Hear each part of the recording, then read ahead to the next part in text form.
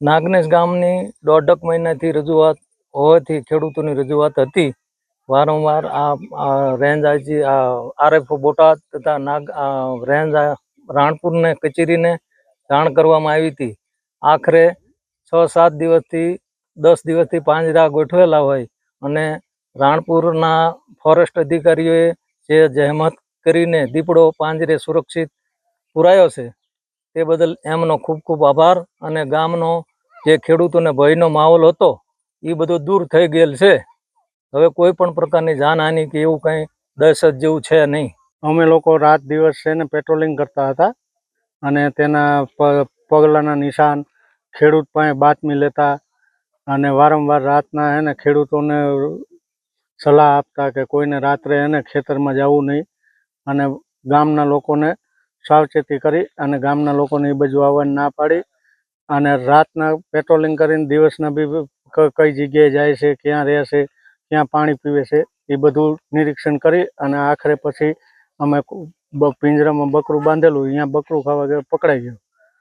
એનું કારણ એક જ છે કે કચ્છમાંથી જે વાંઢિયાર આવે ને બકરી ઘેંટાવાળા એ લોકોની પાછળ આવતો હોય અને અહીંથી શું છે કે પછી એ લોકો આડાવડા નીકળી જતા હોય એટલે આને અહીં એકાદ બે જગ્યાએ સારું રહેણાંક મળી જાય એટલે પછી અહીં રોકાઈ જાય અને આગળ પછી ઓલા બકરાવાળા નીકળી જાય એટલે એ અહીં પછી સારું મળે એટલે રહેણાંક કરી નાખે.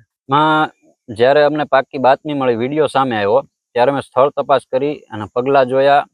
પછી તાત્કાલિક પાંજરાની વ્યવસ્થા કરાવી અને અમે સતત પેટ્રોલિંગ રાખ્યું.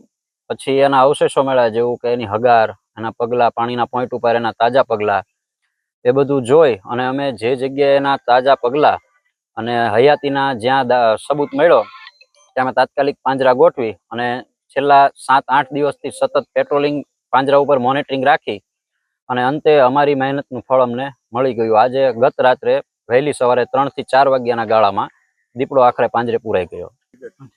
હવે એ અમારા અધિકારી આરએફઓ મેડમ અથવા ઉચ્ચ અધિકારીઓ નિર્ણય લેશે, પણ અમારા જે સરકારી અમારા વિભાગના વન વિભાગ થકી જે કેર સેન્ટર ચાલે છે તે કેર સેન્ટરમાં આને સહી સલામત પહોંચાડવામાં આવશે.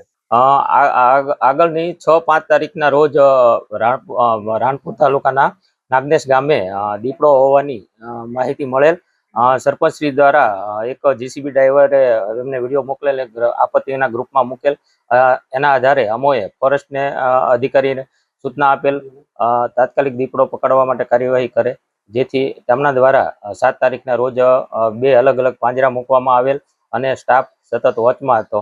દરમિયાન આજે 12 તારીખના રોજ સવારના દીપડો પાંજરે પુરાયેલ છે. સવારથી પોલીસ સ્ટાફ, ફોરેસ્ટ સ્ટાફ અને સરપંચશ્રી સાથે રહી દીપડાને અત્યારે રેન્જ ફોરેસ્ટ ઓફિસર અહીંયા લાવવામાં આવેલ છે. હવે અહીંથી તેમને આરએફઓના જણાવ્યા મુજબ પાલીતાણા મૂકવામાં આવશે, ત્યાં એનું મેડિકલ ચેકઅપ કરી અને આગળની કાર્યવાહી કરવામાં આવશે.